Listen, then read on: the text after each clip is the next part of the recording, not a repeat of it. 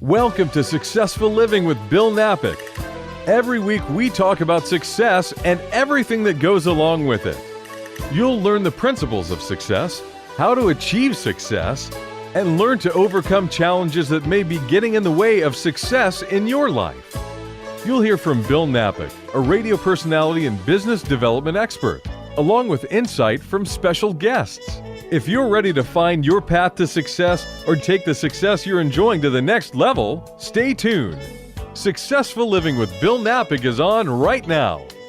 And welcome to the show, Successful Living with Bill Knapik, and today with Mr. J.J. Worthen. This is where America tunes in to hear great individuals all the time. We hand select the cast, always interesting people, and we talk about things that apply to life. We talk about all sorts of things. Success, music, we have had authors on. So whether you're listening in Dana Point, California, Los Angeles, Houston, Texas, or anywhere else, we think you're going to enjoy the show because of the interesting people and the topics we have. And today, I had the privilege of meeting and actually performing with a very, very gifted singer, multi-instrumentalist. He is incredible. We're going to hear some of his music today. He's written music. He's performed it. His voice is like none other. His name is Mr. J.J. Worthen. J.J., welcome to the show. Hey, thanks for having me, Bill. Appreciate it. How about that voice? We just heard it right now. But boy, ladies and gentlemen, when you hear J.J. sing, it is a true blessing, and he is a gifted singer. Music is such a great part of life, isn't it, J.J.? Absolutely. Tell us about, just first of all, as I met you, the first thing I saw is your singing, or heard your singing. I got to play along with you at Second Baptist here in Houston. But tell us about singing. When did you begin to sing so well or realize that you had this gift? You know, it started with Joshua fit the Battle of Jericho as a 5-year-old. Wow. That was it. So my mother was a music teacher for 30 years.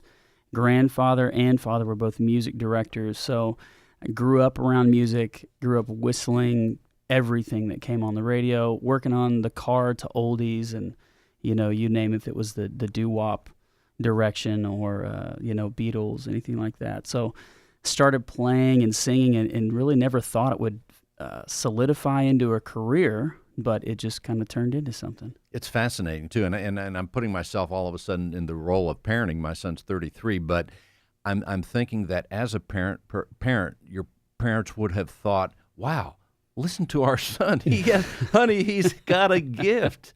I mean, that as a revelation just from your parents had to experience has to be incredible. I would hope so. My mom seems to be pretty thrilled every time she gets to come to something, and we like to geek out on music, so I'd like to think so. And then the other things, you mentioned the Beatles and some of the other influences. I, too, as a young man, would think about music. When I heard a song that I liked, and back then there were 45s and then the 33 LPs, but I would take a song and I would play it literally till I couldn't hear it anymore because I'd wear it out because I loved it so much. Right. Yeah, absolutely. No, I've got my share of Michael Jackson and 80s vinyl that I still like to play from time to time. That's fascinating. Well, tell us let's go to your vocal inspiration along the years. You mentioned the Beatles. What other vocalists have caught your ear?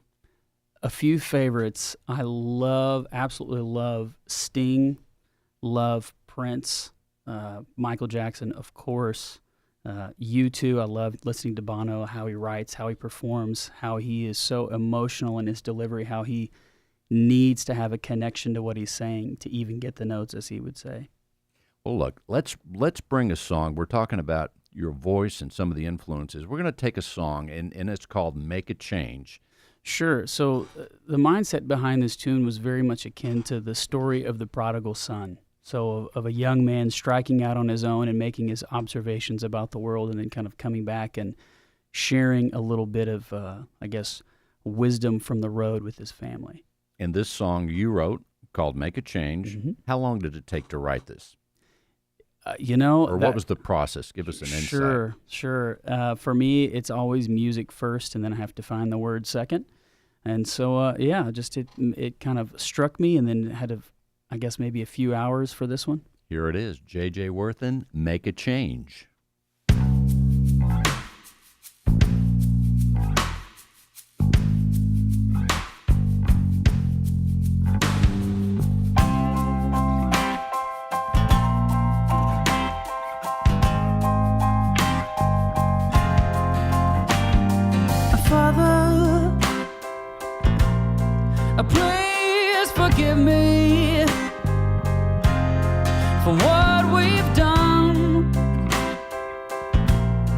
for who we've become.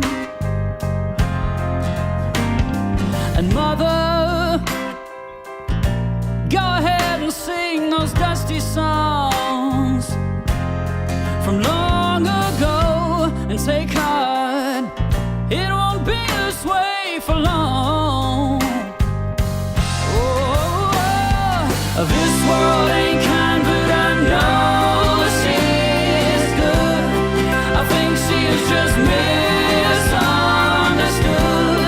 It's all I can do to stay the same, but I think we'd do better if we made a change. Yeah, that's the line I was looking for. I think we'd do better to make a change. It's so poetic and that's just terrific. Thanks, I appreciate that. Well, and so many things going on in that song, and that's just a little piece of it, because it even goes to another part that I think is very, very interesting. But so many things. I mean, the music that goes along with it. So you write the music first. So you put the parts together, and then how do the words come, JJ?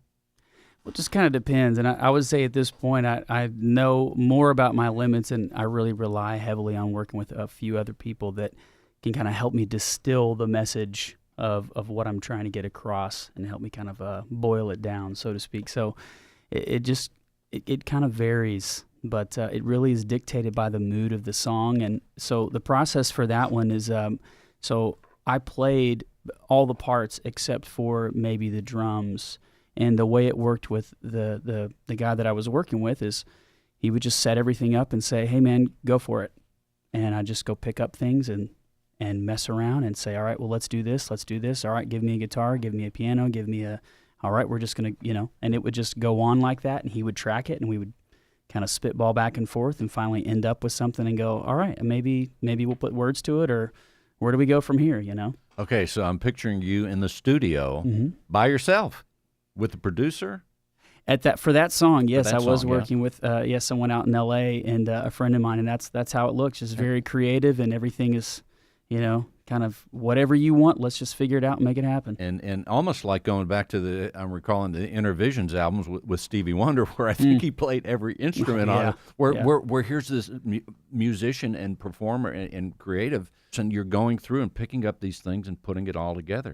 That's got to be a blast. Oh, it's an absolute blast. Yeah. So the keyboards, and the bass guitar too, because the bass, the line at the very beginning is so bass. I mean, that sets the mood for the whole thing.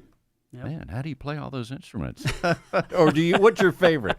My favorite, golly, it kind of depends. I will say that I love doing all of them, but my favorite part about music, and this, is just the collaborative part. So for me, it's whatever part gets me around the other people to where it's kind of the sum of the parts is, greater, or the whole of the part. Whole is greater than the sum. That's what I'm trying to say.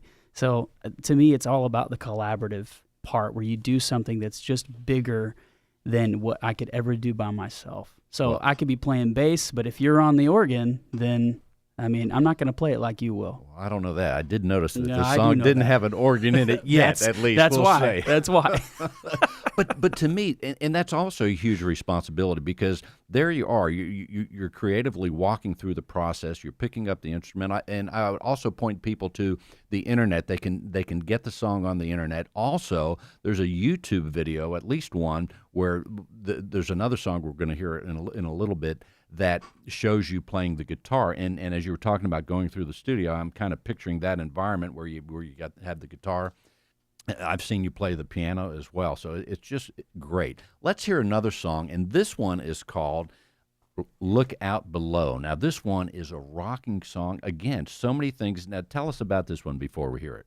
So this one sprung out of a collaborative effort with a friend of mine named Rich, and we were in a band, and we were just writing all the time. And we loved to get out and just, we're both a little bit more relaxed, but we wanted to go rock out a little bit. And here we go. Look Out Below.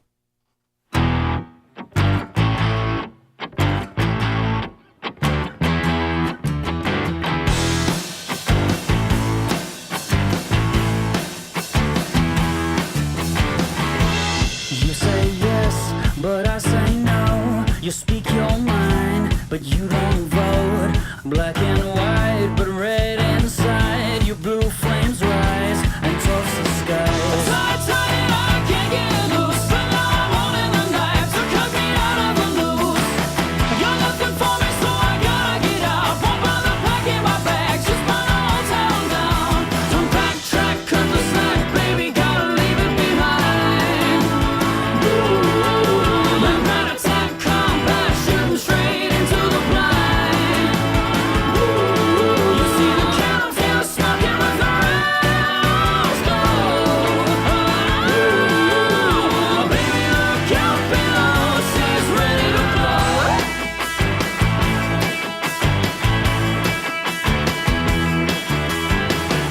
Push came to shove, but it went too far. Backed you into a corner and broke your heart. And that song is Look Out Below. We are here with J.J. Worthen.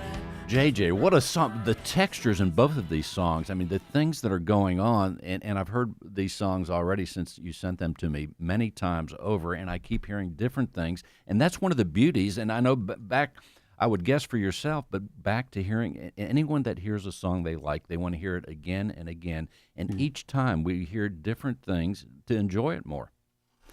Well, I'm glad to hear that. I think, for me growing up, hearing all types of music in a musical household, the thing that I got the most out of it is not just kind of having a song to remember in my brain, but I think great songwriting, or the mark of a good song for me, is when I can think of all other types of melodies and harmonies, and that song will stay with you for years and years to come, and you hear it, I guess, in a fresh perspective every time you listen back. Also, I want to mention, too, your vocal range is a particular note. You hit, and your performance at Second Baptist, you add at the where people don't expect it, the higher ranges, and the phrasing is just absolutely incredible. I mean, what's going on in your mind as you're singing any song, whether it's one you've written or one that's been written? Oh, sure. Well, depending on the venue and how difficult, or at being at Second, how early it is to sing, to have a dude sing like a lady, it's technique and have I had enough coffee. How do you nurture this creativity, or what do you do to be at your most creative, or when you're looking for an idea? I think that being present and thinking and observing everything helps you be creative, because you can draw inspiration from everything around you, whether it be the shape of the skyline against the sky and turning that into a note pattern, or listening to sounds outside and picking, for me, instrumentation is a tonal palette. It's like reaching for a different color or a different type of paintbrush. It's not an instrument. It's what instrument does the thing the best. Do I know how to play it? No. Well, then I better figure it out. And so it's more about how to acquire the skill set to do the thing, the feeling, the most justice. And with the going back to the songwriting, you said that you write the song first, the music first, and then the words. But when you write the song, do you go first to the piano or to the guitar to get the music composition? It really just depends. There are sometimes I sit down at the piano and nothing comes out. And you just are limited by what you know or don't know as a skill, your technical expertise, how proficient you are at playing. Same thing with the guitar. But I had one composition instructor in college who said, you should aspire to write with nothing in hand, because then you are no longer limited by what your hands can or cannot play. And so you're only limited by what your imagination can come up with.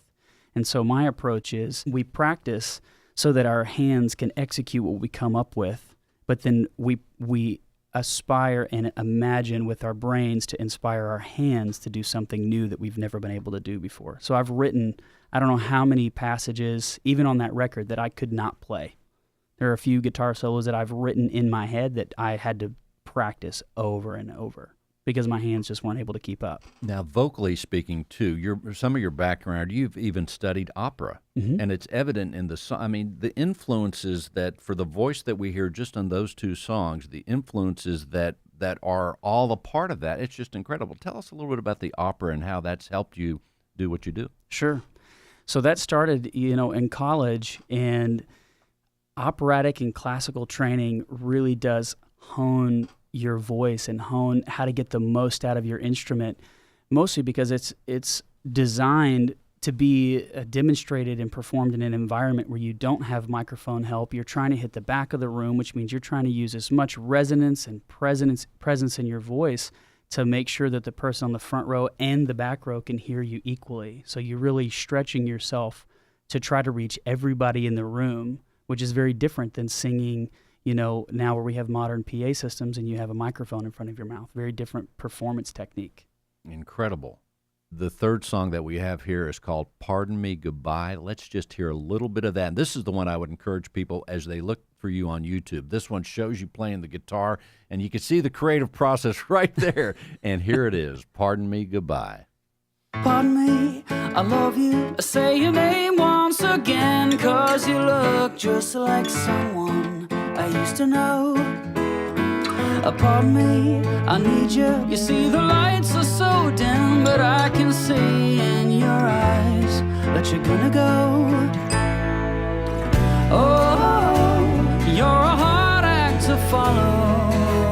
Oh, but now that you're here, oh, you just don't know what you do when you walk away. All right, boy, that is so beautiful. And the things that you're doing there, the sounds, I mean, are you doing all the instruments on that one too? I am indeed. And I'll make note of, I don't know if I said it or not, on the second song, everything you've heard, ladies and gentlemen, JJ is playing all the parts and singing, of course, except for the drums. Is that right? That's correct. That's super cool. Now, in the meantime, let's depart from music.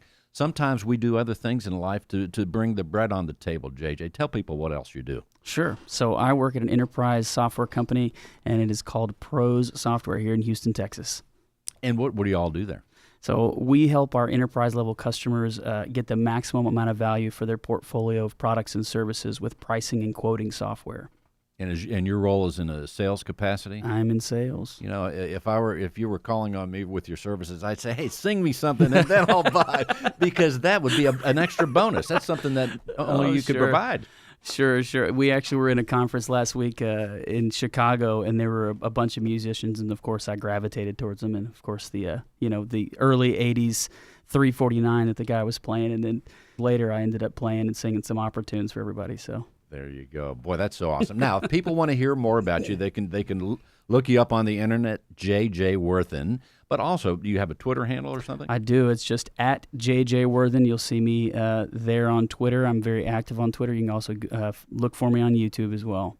And, of course, we are here broadcasting in Houston, Texas, but we know people hear this show all over the country. So feel free to reach out to me or JJ. In the meantime, JJ, as you look at this year, we're well into almost the halfway point of 2016. You have such a gift that you are a steward of, and you bless people all the time. I mean, people hear you. I mean, it's just incredible. Just hearing those songs, seeing you perform. What lies ahead? That's a great question. I hope that it just means more and more opportunities to use it.